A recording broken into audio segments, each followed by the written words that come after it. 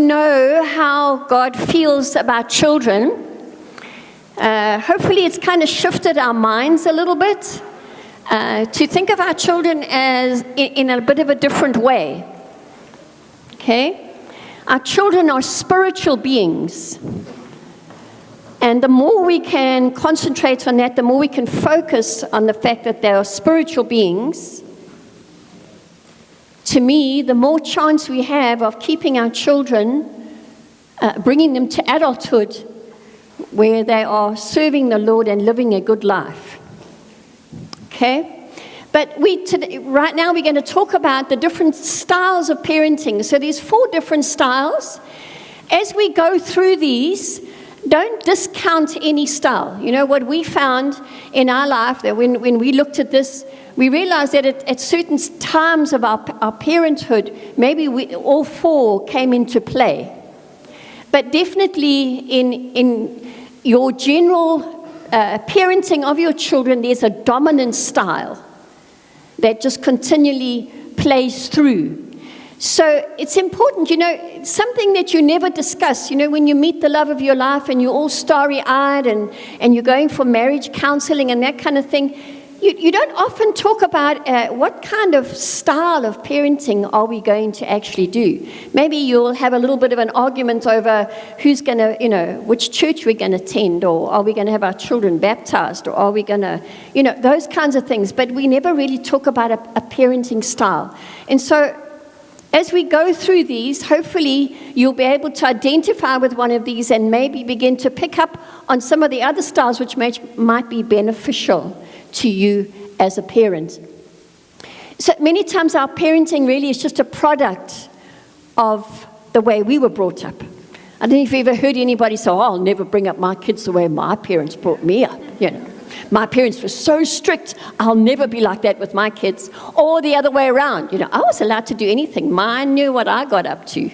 And so I'm going to be a lot more strict on our kids. Okay, and unfortunately, you know that when the word speaks about generation to generation to generation, that's really what comes into play, is that your parents, the style that they brought you up in, has produced you. And as much as we all like to deny it, we are just a product of our parents. Have you ever heard yourself say something and think, "Oh, I sound just like my mother"? Yeah. And you swore you never would. Isn't that right? Yes. So we are a product of our parents. So in order for us to break those cycles many times, because a lot of the times what our parents chose is not God's way. Okay? So in order to break those cycles, we need to look at some of the other options that are available to us. So there was a lady by the name of Mary Baumrin back in the 60s. Okay? And she did research on 100 preschoolers. She observed that these preschoolers showed all different kinds of behavior, and that each kind of behavior was highly correlated to a specific kind of parenting. It was found that parents who provide their children with proper nurture, okay, that's loving tenderness, independence, and firm control, which is structure, okay, have children who appear to have higher levels of competence and are more socially skilled and proficient in what they do. So in effect, our style of parenting with regards to balance of structure and nurture can predict a long-term outcome with our children. So let's have a look at those styles of parenting. So Mary Baumrin actually identified 3 basic styles, and then about 12 years later, 2 psychologists, Maccabee and Martin, they ended up adding a 4th one to the different styles of parenting because they felt that there was too much of a gap and they couldn't identify a different style of parenting with any of the others. So first of all, we're going to look at the authoritarian style of parenting, which is high structure, lots and lots of structure. In other words, lots of rules, okay, and low to sometimes no nurture. So authoritarian parents have very high expectations of their children without seeing their child's heart or their child's bent towards something or a child's real need. They have very little or sometimes no relationship with the child. It's all about discipline. You will do as I say. No argument. Do not speak back to me. This is what I say you will do. And it's not open to negotiation. They discourage independence. So they don't allow children to ever make decisions of their own, regardless of whether they are right or wrong. But authoritarian parents like to ride roughshod over their children, and they override every decision that their child would like to make by making sure that the child will follow my way and no other way. So in other words, the parents hold the children hostage, and that's usually by issuing threats. So if you don't, then your mother and I will cut you off. I'm sure you've heard those words before, or I'm cutting you out of the will. If you don't go to university and study being a doctor, that's it. It's over with us. Okay? We've all fallen sometimes into that trap, unfortunately, and then they maintain the value of authority and suppress any challenge from their children. They have little warmth or very, very little nurture. So parents with this style often seem cold and aloof, separated from their children, and harsh. You usually find that their children are very nervous, and they're afraid to. These are the kids that will say to you, "Oh, I'm so afraid to tell my mom." We had a little girl at camp this last week, and she had brought a glass water bottle on camp. A glass water bottle. Obviously, Mom had said, "Don't take it." She insisted on taking it. Okay, and sure as nuts, the bottle fell down and it broke and shattered. Okay. This child, it took us nearly a half an hour to calm her down because she was terrified of the repercussions when she got home over a glass bottle. Let's get it into perspective here. Okay, mistakes happen, but over a glass bottle. So often you'll find those children exhibit a lot of fear around their parents. A child that has been brought up in an authoritarian home, if they make a mistake and fall pregnant, they're terrified to tell their parents. We had a family in one of our churches, their daughter fell pregnant, and right up to 9 months, the mother didn't even know, because the child was terrified to say anything. Okay? I could think of nothing worse than my child being afraid to come home to me when they have a problem. All right? So, authoritarian parents value discipline over fun and expect that children should be seen and not heard. So, kind of an old-fashioned way, all right? But it also depends on the kind of family that you were brought up in. Maybe you were brought up in this kind of environment, which will maybe sometimes help you to understand some of the ways that you deal with things today. So they have little explanation for punishment. In other words, if you do something wrong, it's just wrong. Go to your bed. I'm going to discipline you. Bend over. We give you 6 of the best, and we walk out. No explanation why you are actually being punished, what the reason was behind it, why it's so important that we take this stand. All right? So few choices for children. Authoritarian parents don't give children any choice or any options in any way. Parents set the rules and have a my way or the highway attitude.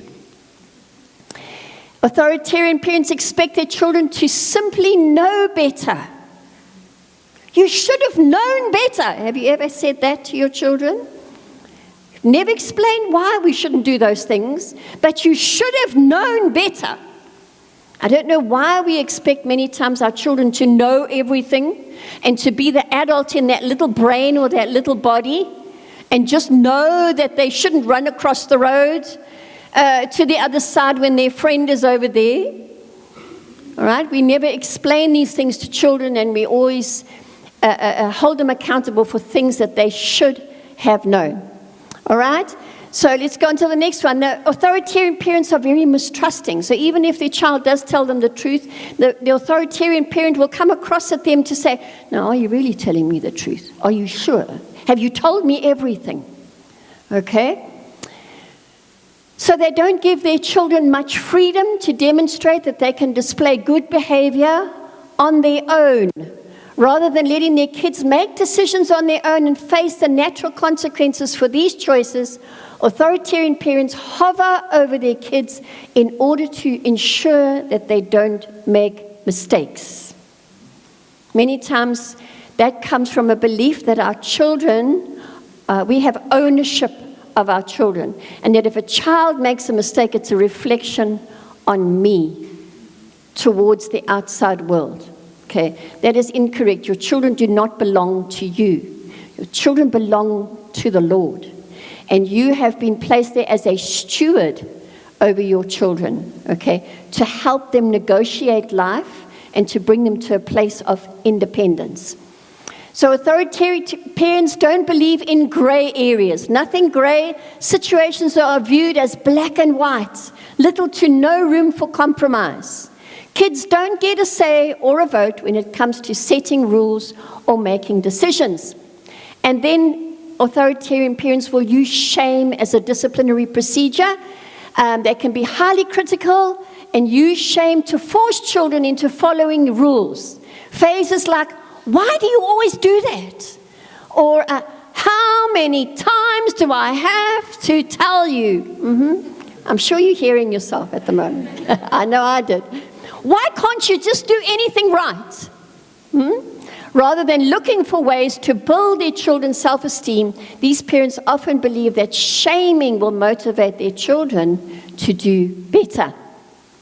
So the effects on an authoritarian style of parenting is that they act fearful and they're very shy around other people. They have no self-confidence. Okay?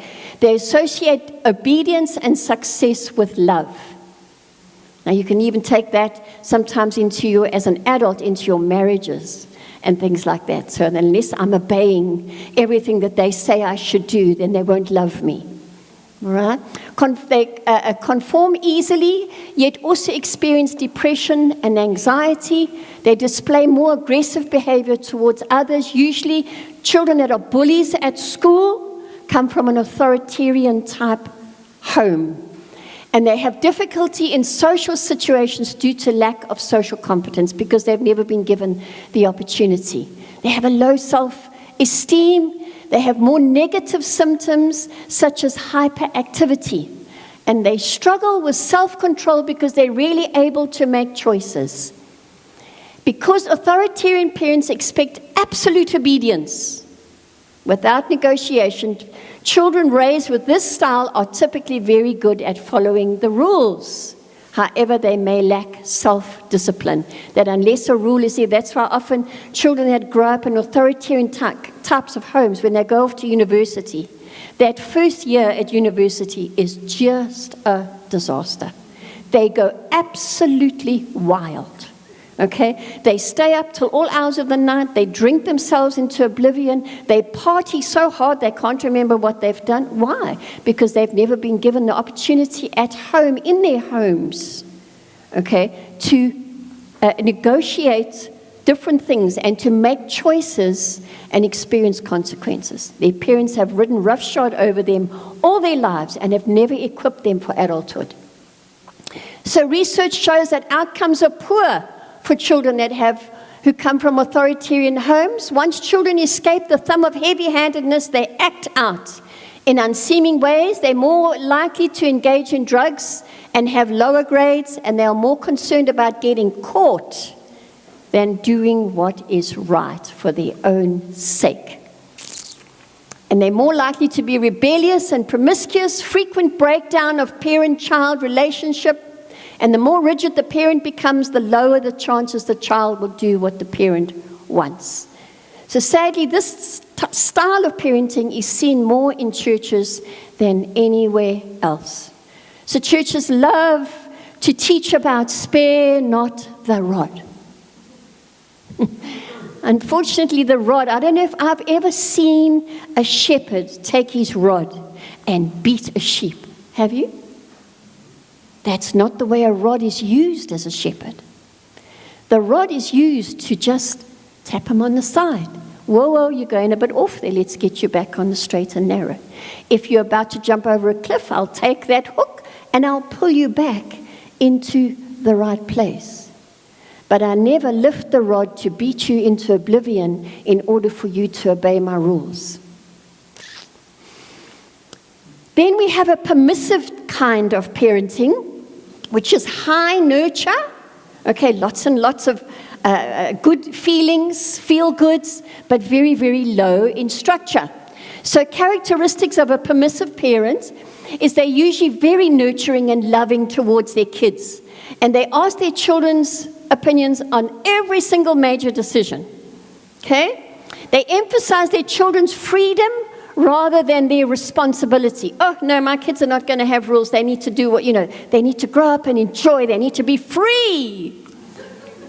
Okay? They have few rules or standards of behavior, and any rules they do have are very inconsistent. Okay, we used to pick up a little girl for youth a number of years ago, and her mum was one of these permissive parents, and for weeks and weeks and weeks she could come to youth, and if she wanted to just stay over, she never had to let her mum know. She just used to go and stay over with this one or stay over with that one. She could do anything, anytime, anyway. And then all of a sudden, obviously something used to happen in the house. And when you used to pick her up to say, okay, we're going to pick you up at such and such a time, she'd say, no, I'm not allowed to come.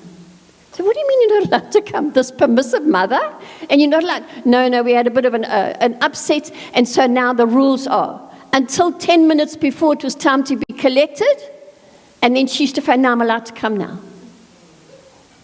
Okay, so the rules used to go back and forward. There was rules, then there weren't rules, and so there wasn't any kind of consistency. Permissive parents may use bribery, such as toys and gifts and foods, all about feeling good. We need to feel good in our home between me and my child all the time, just to get the child to behave. If you sit down and be quiet at grandma's house, I'll buy you ice cream. Often seem more like a friend than a parent. Okay, it's lovely to be friends with your children, but God never called you to be a friend. God called you to be the authority in your child's life, to be their parents. Parents are adults for a reason, because they know a lot of the things that could happen.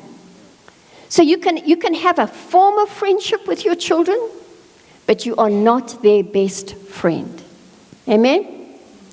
And then they provide little in the way of schedule or structures, and they really enforce any type of consequence to behavior.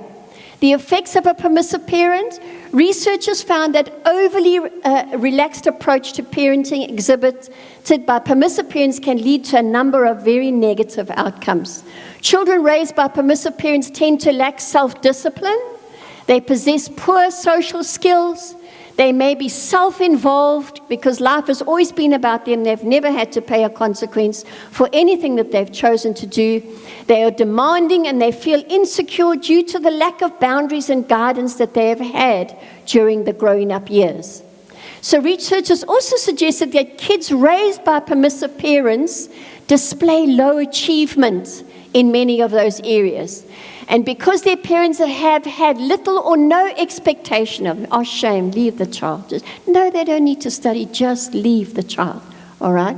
These kids have nothing to strive towards because you as a parent are not expecting anything from them.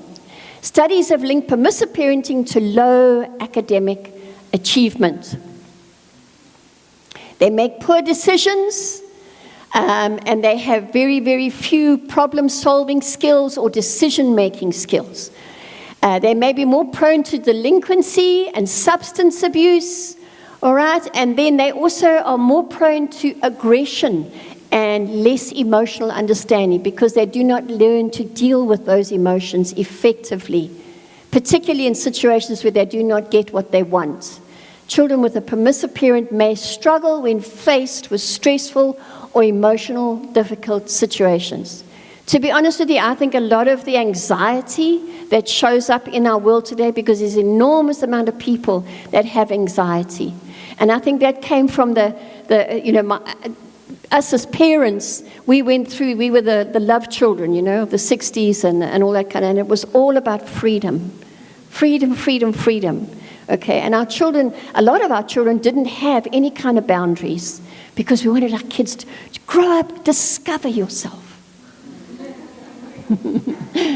Okay, and now, today, at the ages of like 35, 40, somewhere around there, these people are struggling with anxiety, okay, because that wasn't established in their little lives when they were young.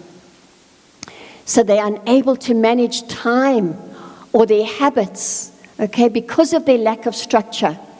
Maybe it's like playing too many computer games. I think that's a real issue in our homes today. Computer games, cell phones, all of those kind of things. We're going to talk a little bit more about it just now. And eating too much, taking comfort in food, using food as a reward system. These children never learn to limit their screen time or their eating habits, which can lead to unhealthy habits and obesity. So in one study, permissive parenting was linked to underage alcohol use, and they were more likely to engage in heavy drinking, and then other kinds of risky behaviors as well, such as drug abuse and misconduct. Okay?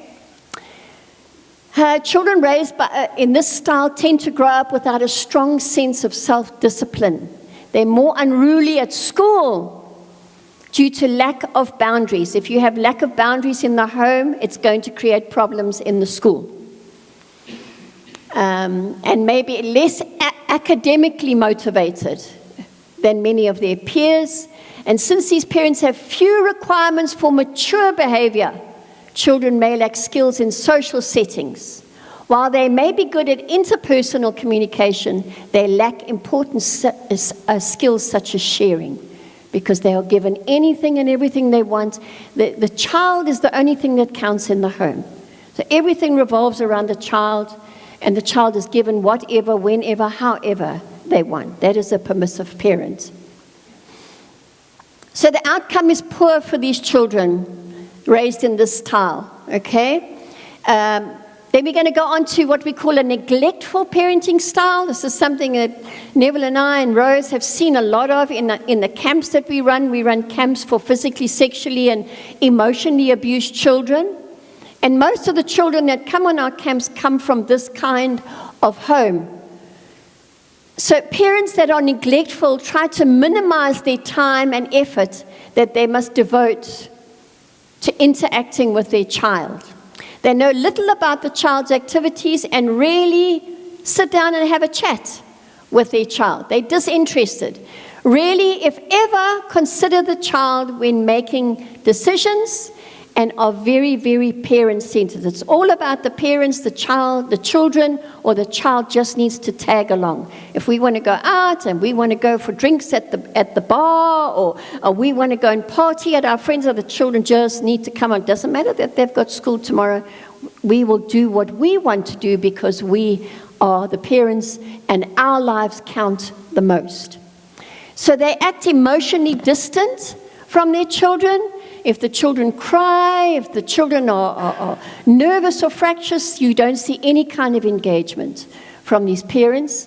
They limit any kind of interaction with their children because they, most of the time, are way, way too overwhelmed with their own problems, which is a very real factor in today's life.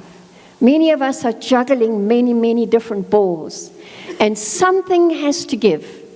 And unfortunately, the world has put so much pressure on us as parents that it's our parenting that gives first, not the work, the job, or any kind of social interaction.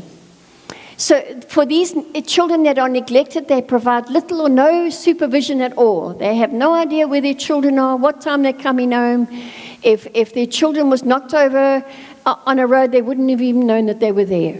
Okay, it takes hours to actually connect to them.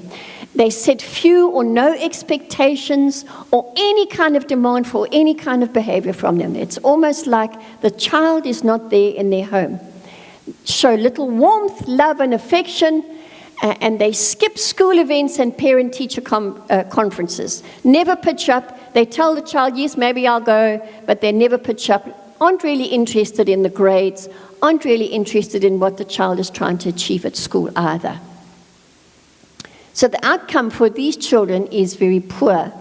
They're likely to have very low grades, which most of the children that we get on our camps have. lower social responsibility and self-regulation. They have no idea how to regulate their own emotions in any kind of way. They get totally out of hand. They kind of lose it almost. And it takes us ages to kind of bring them back and focus them down. Go, well, come, look at me, look me in the eyes, because they cannot regulate their own emotions. Okay, they are impulsive. They tend towards delinquent behavior, and they experiment a lot with sex, drugs, and alcohol. Anything to dull the pain of being ignored by my parents. The children of uninvolved parents generally perform poorly in nearly every area of life. You do have the odd child that will actually excel, but they're doing that to try and gain the attention of their parent. And so they're forever coming with their book saying, look what I got 100%, I got 100%. And it seems to be that no matter what they do, they never get the acceptance or the praise or the acknowledgement from their parents. But mostly, they really, really struggle in school. They find it very, very difficult to even engage in learning things. Okay, and then due to lack of emotional responsiveness and love from their caretakers, children raised by uninvolved parents may have difficulty forming attachments later in life. Their trust has been broken. They have dealt with rejection all of their lives. And so to grow up now and begin to form a new relationship with a spouse or something like that, you usually find that these kinds of children will end up going through divorce and another divorce and another divorce again, and will end up repeating the cycle and become detached from their own children as well. So, busy parents.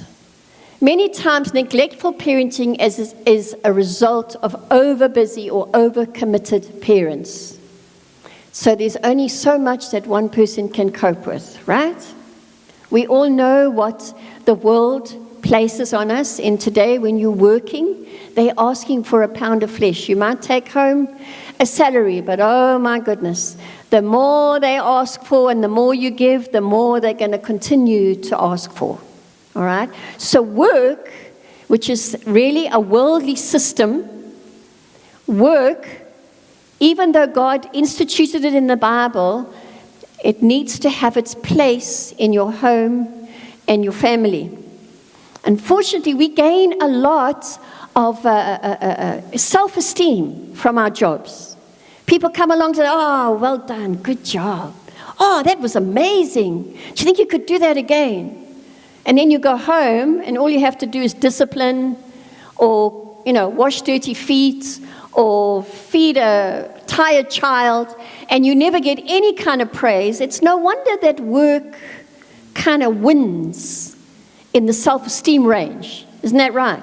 So the more you gain from your job, the more self-esteem, the more time you put into it, and the more attached emotionally you become to your job, the more likely you are to disengage from your family, because one person can only cope with so much.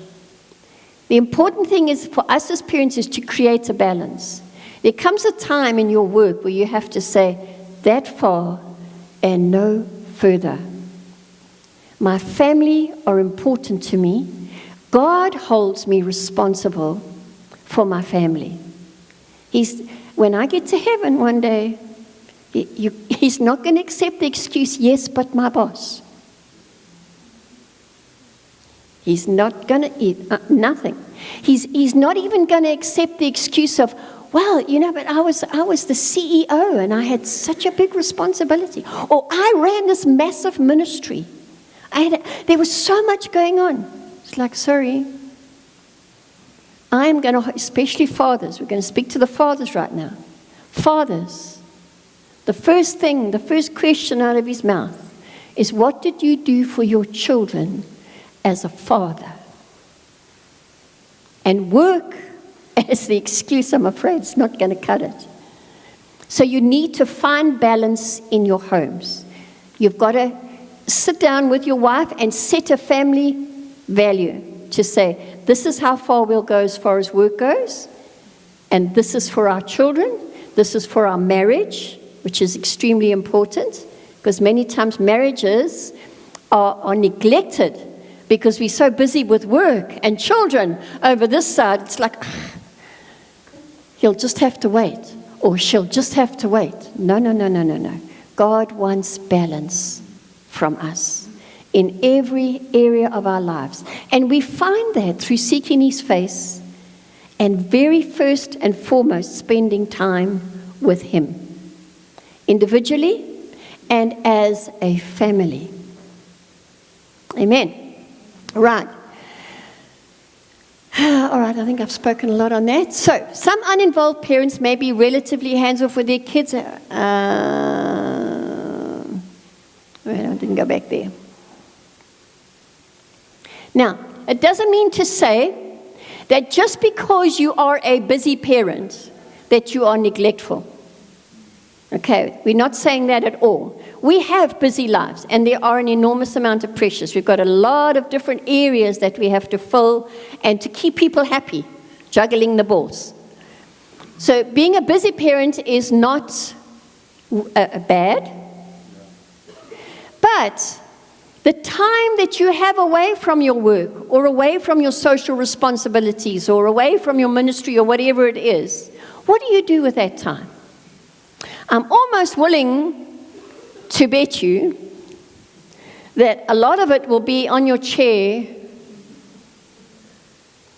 like this. I know I'm hitting a very sensitive topic here. Okay, there's nothing wrong with a cell phone. But what the devil has helped us to do is to make our cell phone our greatest priority in life. Over and above even our work, over and above our children, over and above our spouse, and mostly over and above the Lord Jesus Christ. Cell phones are great, and they're wonderful tools. Really they are, and they can add to your life, but they need to take a place in your life. And if you're a busy parent, please put your cell phone away when you walk in the front door and engage with your children. Because if you can do that on your time off, on your personal time, if you can engage with your children, then you won't be known as a neglectful parent. Okay? I was reading, just somebody sent me a thing the other day on my email, a whole bunch of little letters that were written by kids to, I think it was in a school situation, where they just said, write a letter to your mom and dad. Okay? And I think they sent me, there was like 35 letters. 34 of them said, I wish I could be like a cell phone.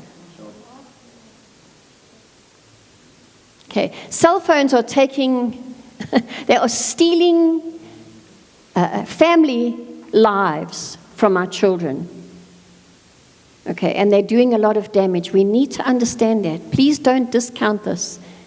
Our cell phones are doing a lot of damage in our lives, in our homes, and our families.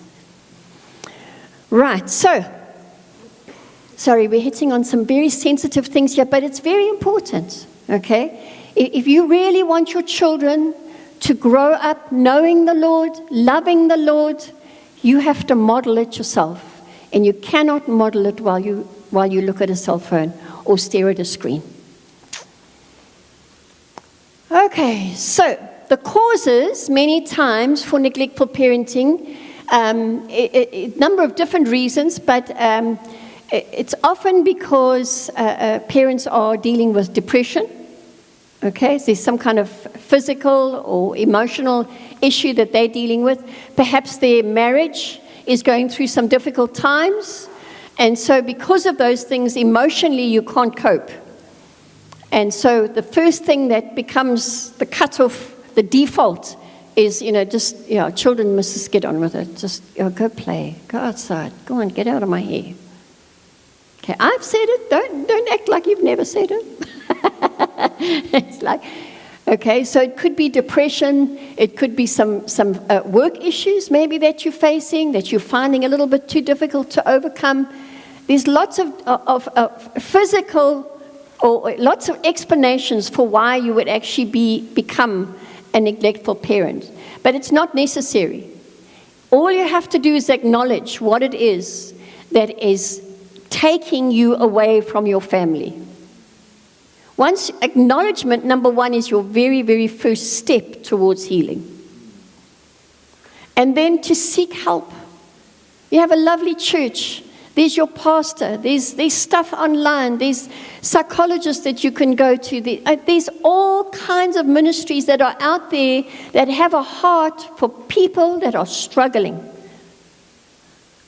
Don't go it alone. Find help. Go and get some help. Just go and talk to someone. Sometimes all it takes is 2 sessions. Once you've spoken it all out, all of a sudden, hang on, I've got clarity in my mind. It's all it takes. I remember many years ago when we were going through a difficult time as a family, my mind was so cluttered, I couldn't think. And I eventually booked an appointment with a family therapist. On the first session, I knew exactly what it was, where I was going wrong. Just took 1 session with her. She suggested I come back so we could talk more. I did go back, but it wasn't like that very, very first session. That first session was like a revelation. And I believe it was because of my obedience to the Lord. I sought the Lord and said, God, you need help me. I don't know how to work this thing out. And God did. He sent me to that lady. First session, boom, revelation. Okay. It's not a weakness to get help. It's actually a sign of strength. Really. Okay, there's wonderful ministries here about, like, the fathers. I mean, here's a man who runs a ministry about fathers. To go to him to say, I need help with my children. I don't know how to be a father. The world is crying out for fathers. So there's lots of people that can help you. Don't turn away from it. Okay, other parents who display the style might be so caught up in their own busy lives they find it easier just to take the hands-off approach to dealing with children. I know for a lot of men, Neville and I have spoken about it at length. For a lot of men, it's like, I don't know how to relate to these kids when they're small. Neville used to say to me, when they're small, you deal with it. Okay. And when they were a little bit older, then he kind of started to, take them fishing and that kind of thing, became their friend. But do you think God doesn't know that? Do you think God allowed you to be a father? Because there's no child that's an accident. You know that. Whether it's illegitimate or not. When a lady falls pregnant, boof, in an instant, that spirit is put inside her stomach. There's still a physical side that has to catch up. But the spirit is born, and God is already communicating with that spirit.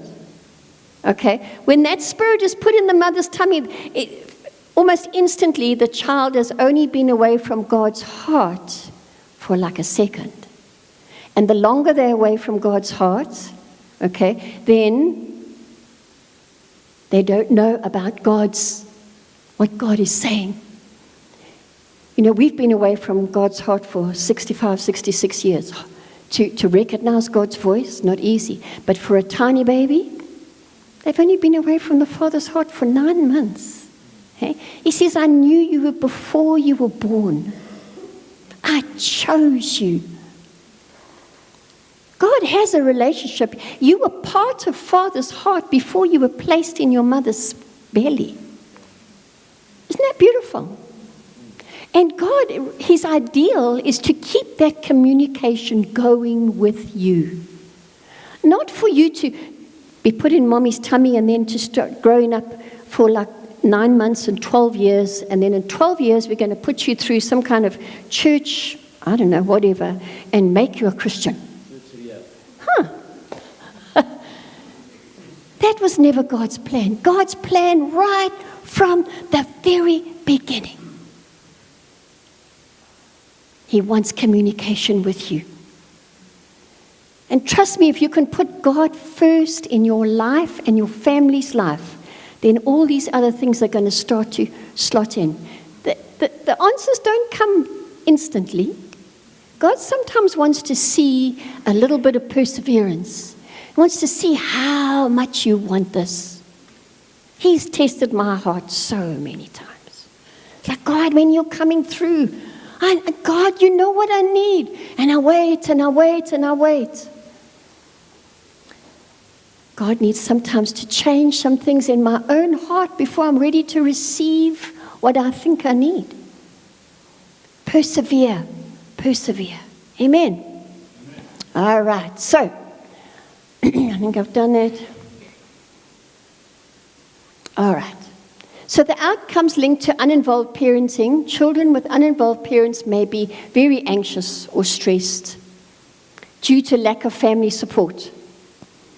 You know, there's the old days when I think back to our grandmothers, when they grew up in a family. So we had grandmothers and great-grandmothers.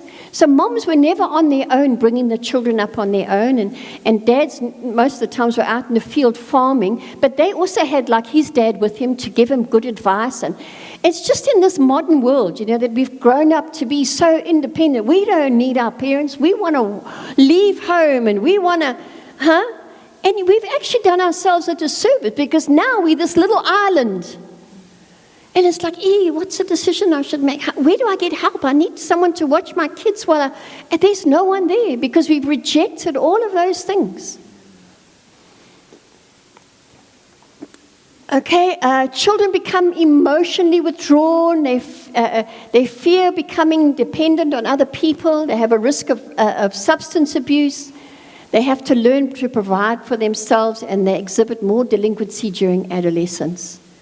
So the complete lack of boundaries in the home makes it difficult for them to learn any kind of appropriate behavior and limits in school. They're always in trouble at school and other social situations, which is why children with uninvolved parents are more likely to misbehave.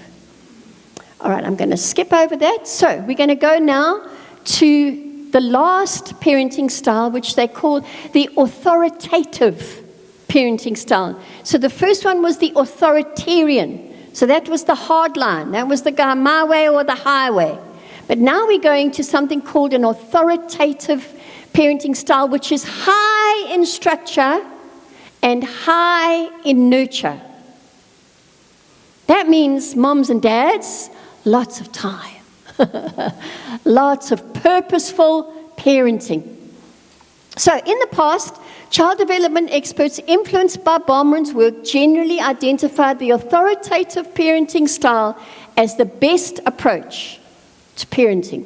Research has repeatedly shown that children raised by authoritative parents tend to be more capable, happy, and successful.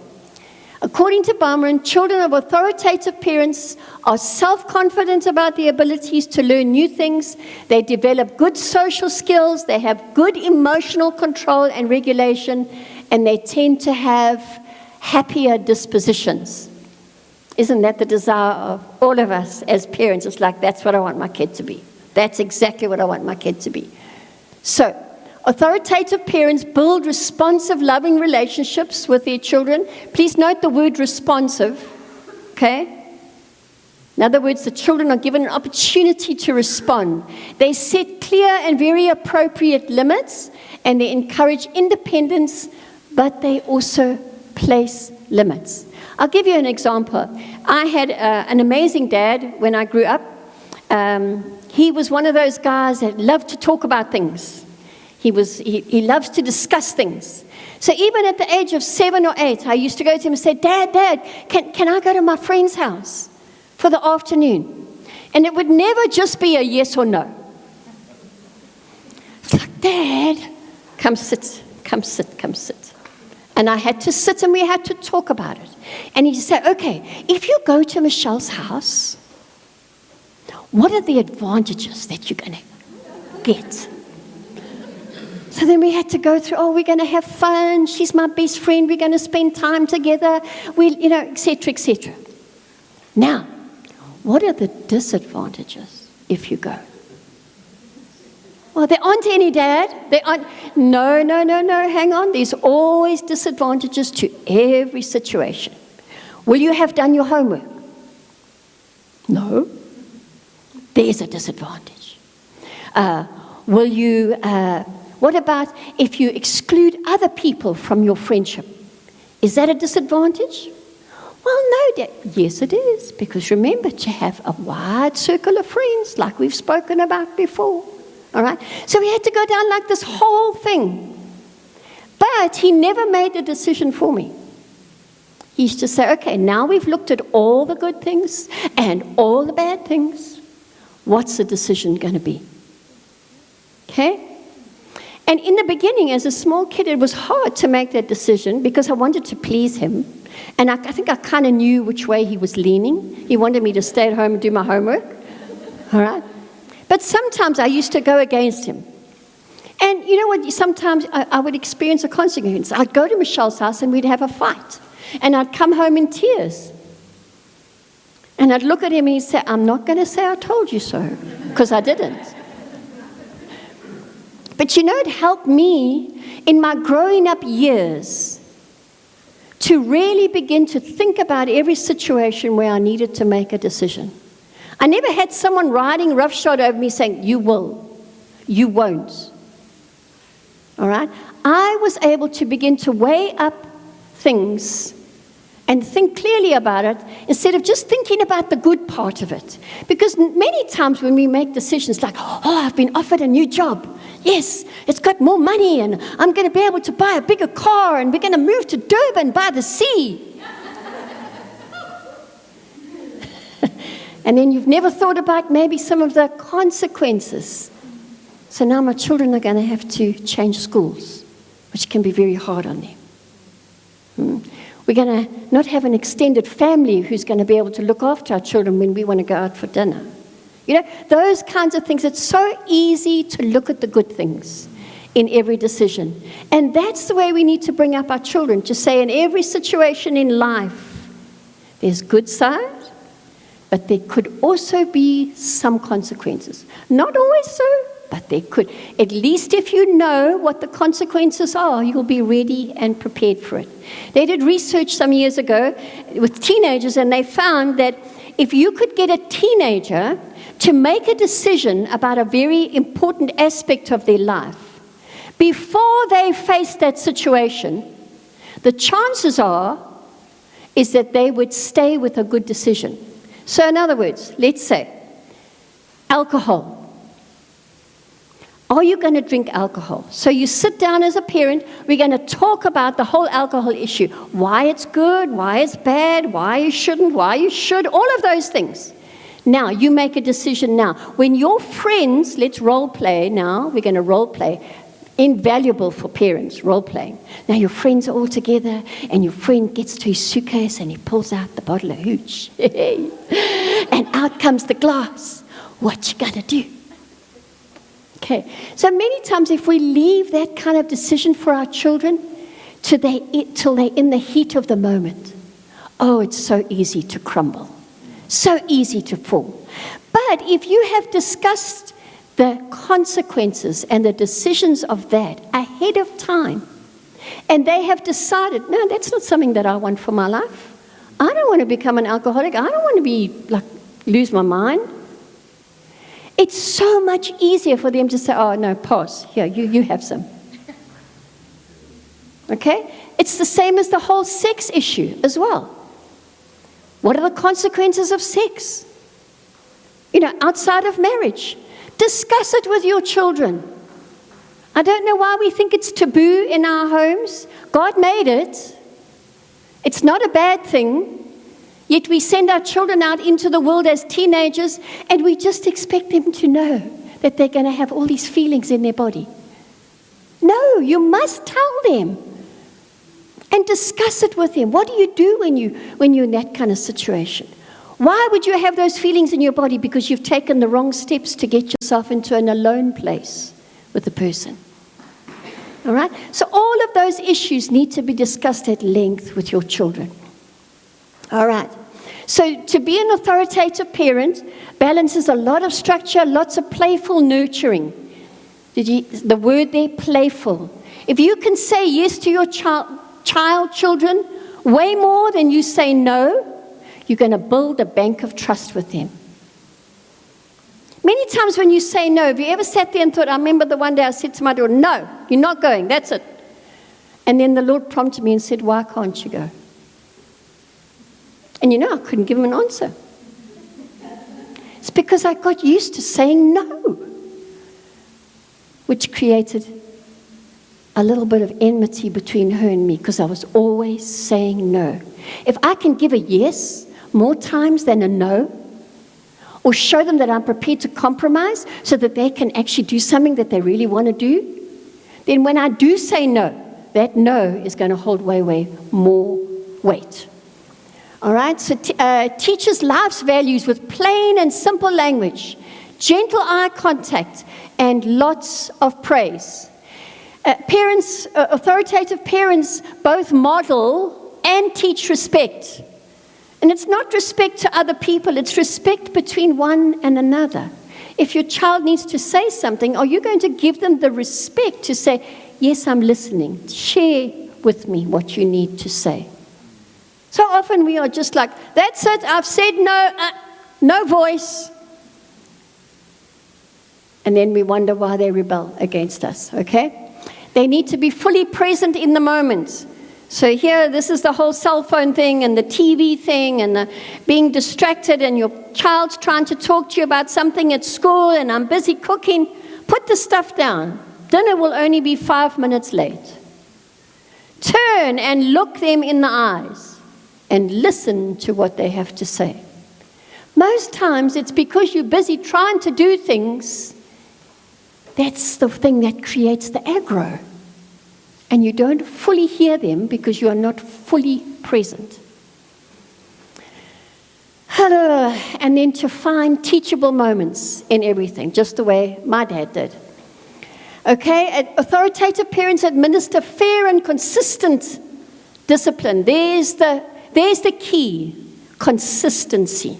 So if today I'm not allowed to do it, tomorrow I'm not allowed to do it.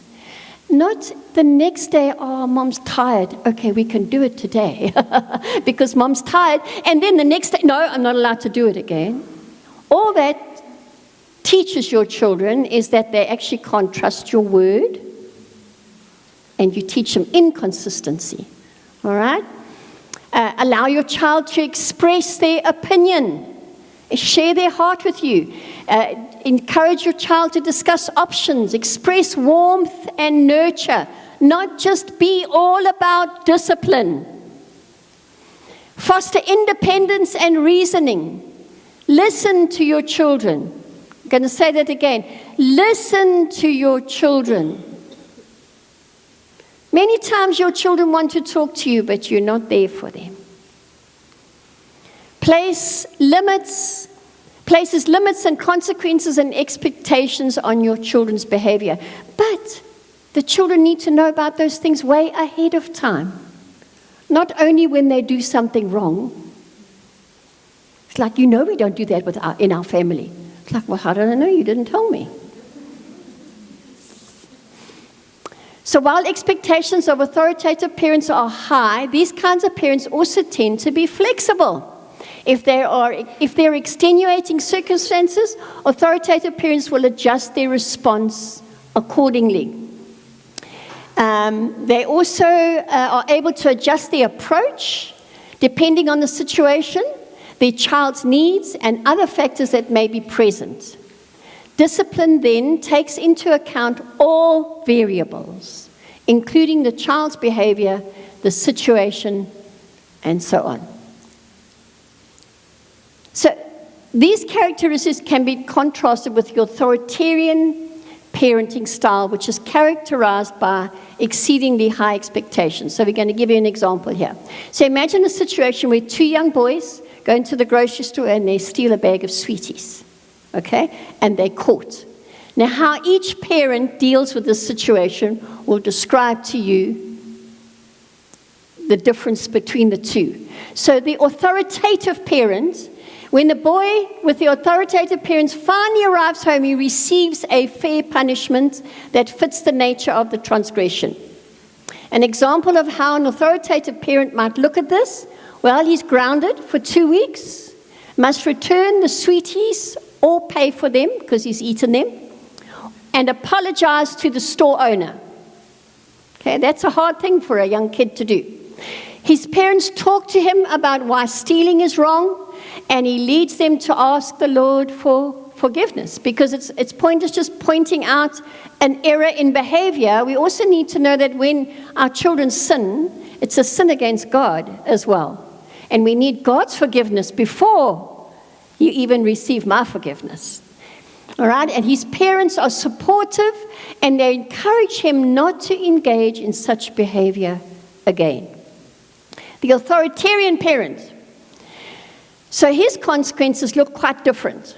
An example of how authoritarian parent might look: when he arrives home, he's yelled at, screamed at, "Get to your room!" by both parents, not just one. His father spanks him. "Bend over, 6 of the best. How dare you bring shame on this family?" His father orders him to spend the rest of the night in his room without dinner. And he's given the silent treatment for a day or so.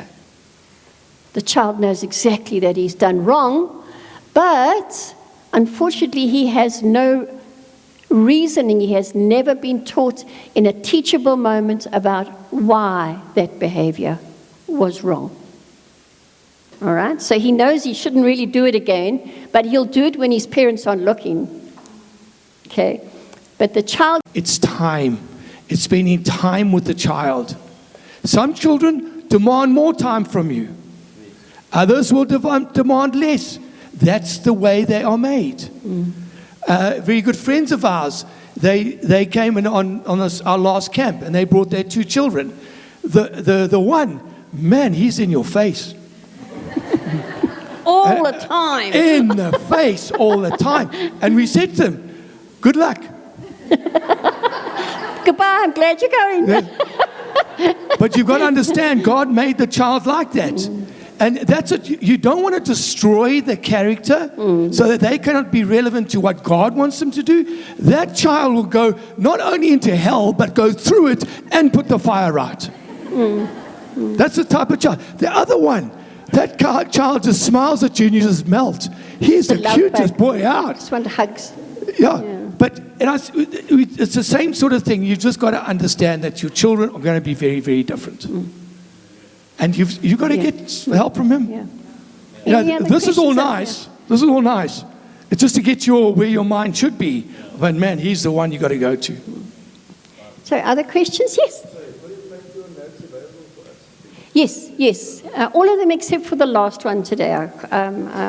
Well, we could print them out for you, but you just can't have them on any kind of social media because there's copyright on them. Okay. So, with pleasure. I can send the PDFs and they can... Yeah, what we'll do, the whole presentation we'll put on PDFs and we'll send it to you guys, and then you guys can get it from there. Okay.